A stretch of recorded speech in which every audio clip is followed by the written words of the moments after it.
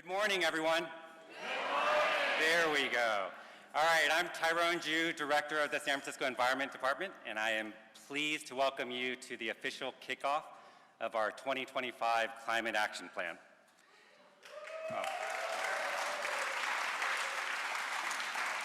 Before we begin, though, I want to acknowledge that we're here on the unceded ancestral homeland of the Ramaytush Ohlone.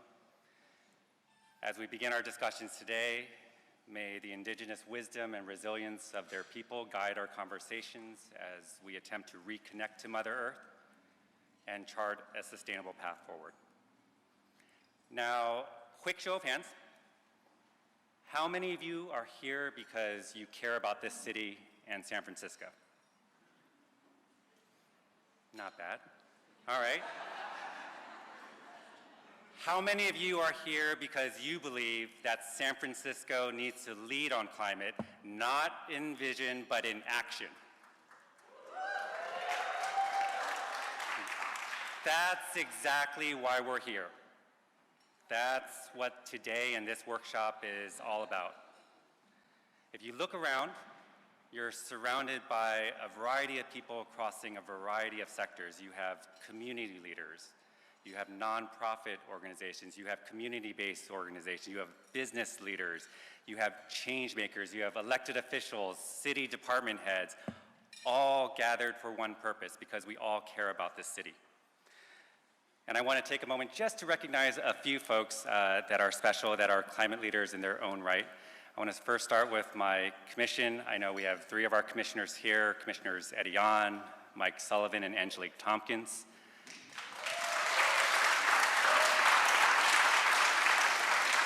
I want to acknowledge my colleagues, also climate champions, city department heads. We have Julie Kirschbaum leading our SFMTA.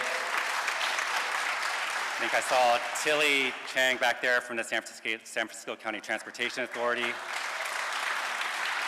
We have Scott Sampson, Chief Executive Officer of the Cal Academy of Sciences.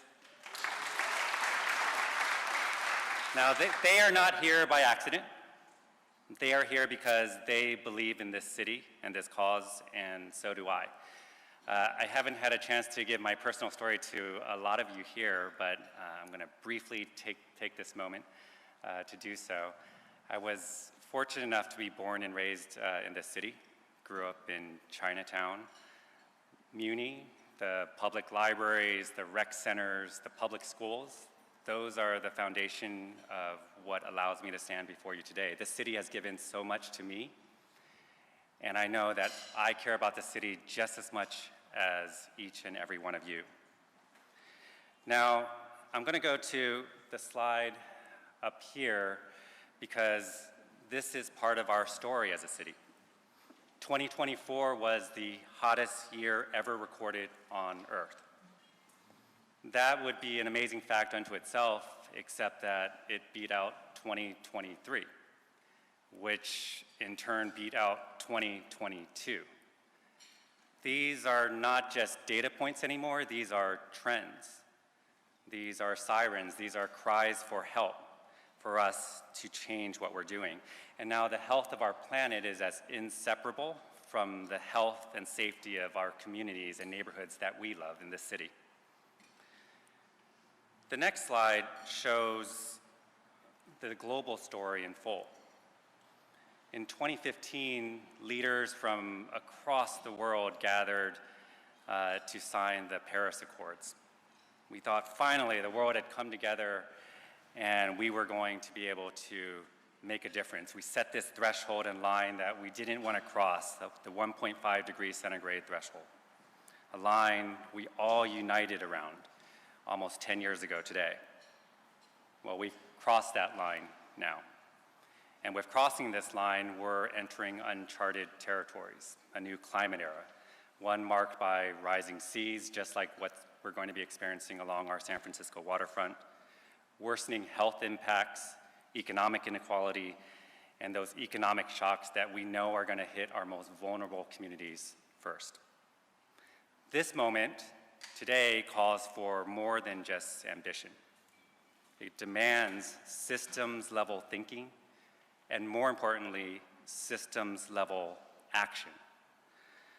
That's why today matters, because climate affects each and everything we care about. You could care about housing, transportation, energy, public health, water, equity, nature, infrastructure. All of it connects back to climate.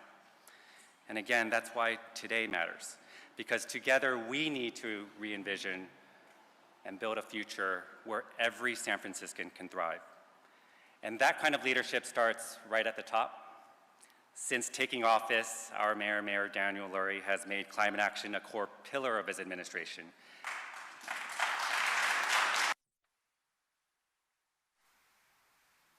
Not via press release, but as principle. Not a slogan, but a commitment. He understands that the solutions we need require all of us working together, across departments, across communities, across all sectors, all working towards a common goal. So if you would please rise and join me in welcoming our mayor, San Francisco Mayor Daniel Lurie.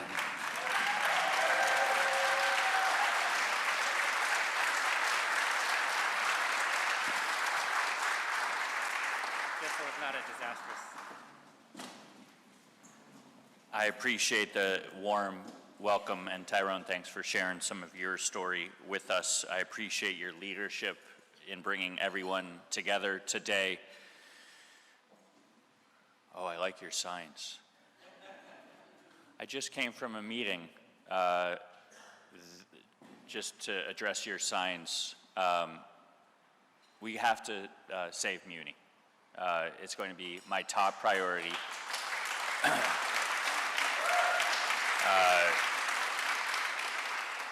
Without Muni, without BART, there's no San Francisco recovery. There's no infrastructure, and so you have my commitment on that. Having said that, keep those signs up if you want, because you all have to know that we have $1 billion budget deficit this year. And it requires every single department playing its role. And we have to do more with less over the next couple of years. All of us, every single one of us. So I appreciate your advocacy. I'm committed with you. We're going to find a way through this very difficult time for our public transit, but you have my commitment that I'm all in on it. When I became mayor 3 months ago, I wanted to bring new energy to City Hall, one grounded in collaboration to solve our city's biggest challenges.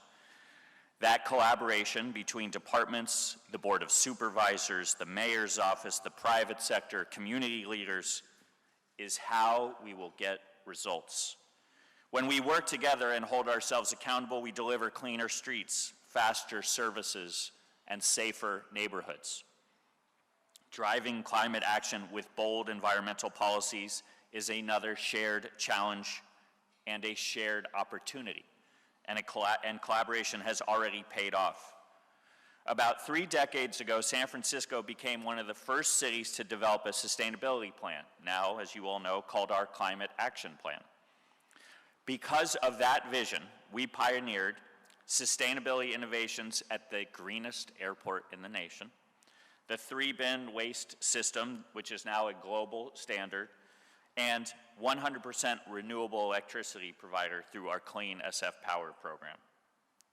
When we lead on climate, we create green jobs, we improve public health, and we build a more livable and resilient city that works better for everyone.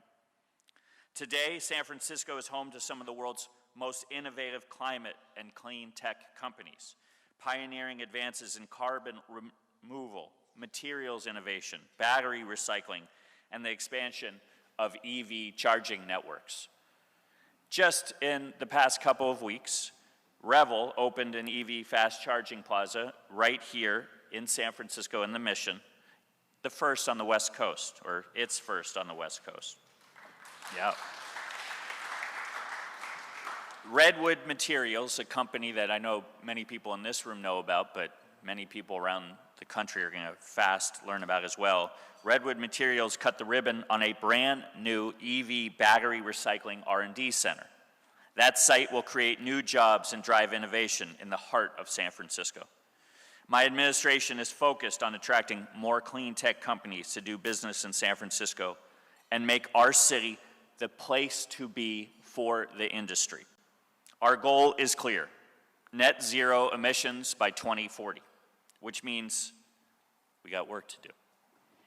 Climate action isn't a luxury. It is not a luxury, it's a necessity. We must continue to make progress if we meet our goals, if we want to meet our goals, and that's where you all come in.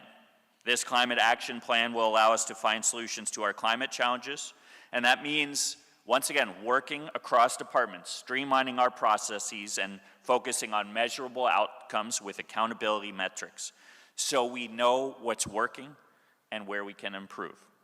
For 2025, the sectors and proposed goals will focus on include transportation and building operations, which together make up 89% of the city's emissions.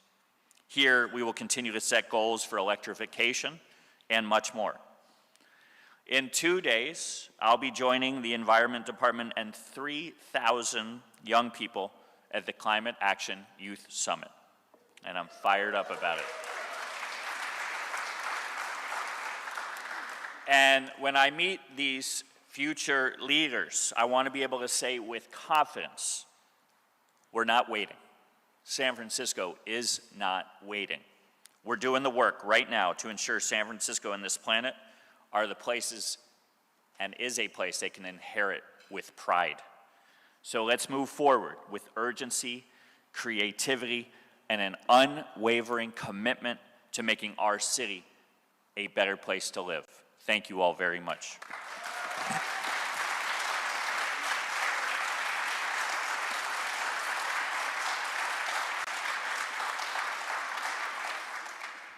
Thank you, Mayor Lurie. It's always a tough act to follow up a mayor, but there is one individual which I am extremely proud, or whom I am extremely proud to introduce that I know can do it. Gabby Listana, represents so much of why we do all of the work we are doing. She herself, at the very wise old age at 12, decided she wanted to be involved in civic discourse and civic engagement. And at the age of 12, she's already served 4 terms on our San Francisco Youth Commission.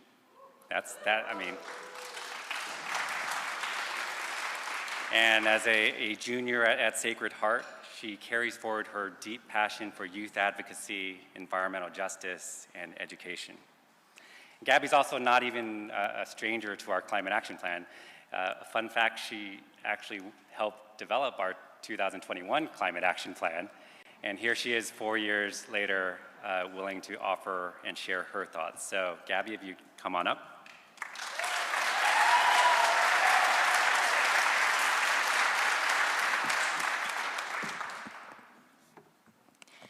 Imagine being born into and growing up in a world that feels as if it's already on the edge of collapse, where the air you breathe, the water you drink, the very seasons you live through are changing right before your eyes. That's the reality my generation inherited.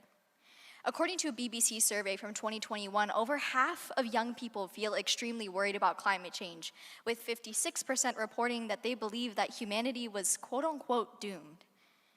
From classrooms to headlines, climate change isn't a distant threat, but the backdrop of our very lives. And yet, we keep showing up. Young people are leading protests, building organizations, and mobilizing others, not out of fear, but out of belief. Belief that our voices matter and that we have the power to shape our future. But let's be honest, it's hard not to feel overwhelmed, especially when the news constantly reminds us that change isn't happening fast enough. Climate pessimism starts to creep in, telling us that it's too late and nothing we do will matter. I felt the impacts of this myself. I went to a middle school that prioritized environmental science and climate justice within its curriculum. I joined rallies. I even helped my school transition to green energy. But even as I spoke up, I still wondered, would any of this matter? It's hard to stay hopeful when you're taught the science, but rarely shown the solutions. When you're told to care, but not always empowered to act. But that mindset began to shift for me when I joined the California Academy of Sciences as an Academy Naturalist teen. During one of my shifts, I was helping out with an activity on the museum floor about kelp forests, where kids would put stuffed animals at different levels of the ocean and guess how they lived and ate. On that day, one young boy, no older than 4 years old, was particularly fascinated by otters, as he had just seen them in the Monterey Bay Aquarium, and asked me about their homes, which are in kelp forests. I told them that climate change was hurting kelp forests, and without them, otters would lose their homes. He looked up at me, paused, and said, "Then when I grow up, I'm going to become a marine biologist to protect them." In that moment, I realized when young people see climate action as something meant for them, something they belong in, they don't just learn about change, they step into it. I seen that same spark in a girl who became fascinated by insects after nature bingo, and in countless other kids who lit up when they felt seen, included, and capable within the climate movement. That spark is how we begin to break through climate hopelessness and begin to build something stronger. Belief, momentum, and a future they feel empowered to shape. It's the same sense of possibility that guided me in my own work. Over the past few years, I've been proud to turn these small moments into action. As a San Francisco Youth Commissioner, I gave feedback on the 2021 Climate Action Plan. I, alongside other commissioners, have also worked to champion climate literacy in San Francisco schools and supported initiatives to electrify public vehicles, improve transit access, and expand green spaces across the city.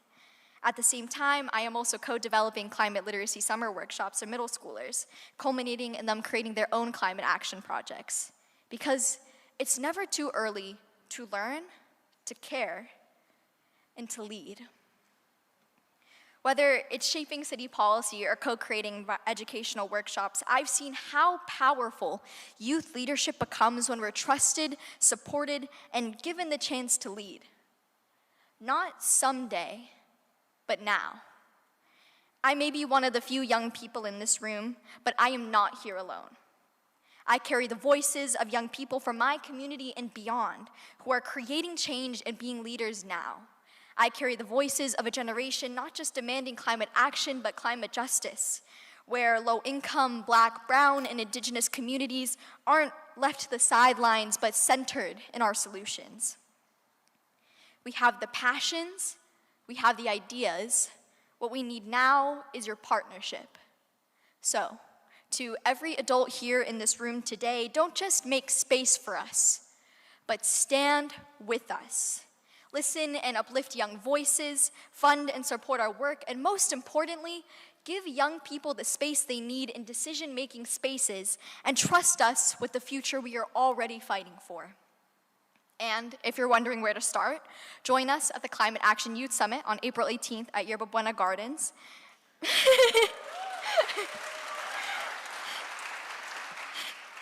Where young people from across the city are demonstrating the work they are doing for our planet. Show up, listen, and commit to taking action with us.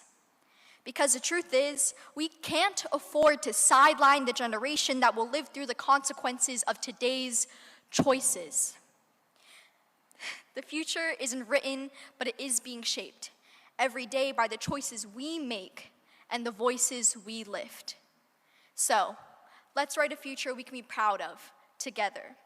And let's make sure the next generation doesn't just inherit a healthier world, but has the power to change it. Thank you.